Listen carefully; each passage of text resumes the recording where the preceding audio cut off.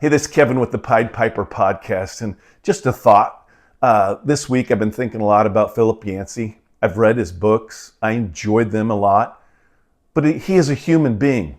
And it reminds me that you and I need to make sure that we do not make our spiritual leaders into our God. We do not follow them like as if they were a God. And here's some things that help us understand, give us a clue as to whether we are or not. Number one, you quote your spiritual leader more than you quote the Bible. Could be that you're following your spiritual leader and not Christ.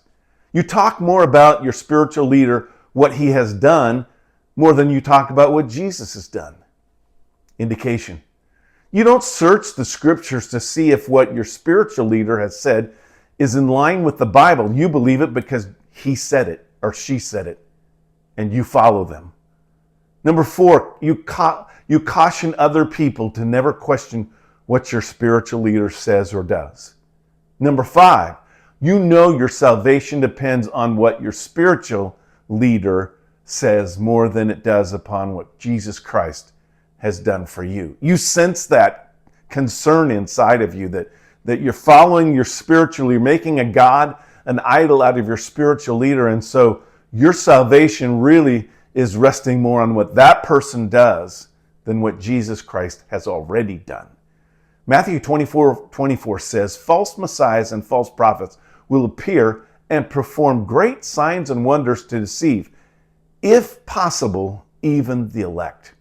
Would you please make sure that you're not following your spiritual leader and that you're really following Jesus Christ? Make sure that your spiritual leader is leading you to follow Jesus, because many are going to come in these last days as sheep in wolves' clothing. Get your eyes off of man and onto Jesus. Colossians 3:2 says, set your mind, your focus on the things above, not on the things of this earth. If anybody's walking on this earth, you're not to focus on them like as if they were your God, because that makes them into an idol. Who are you really following? Why is that important? It's important because people are following us.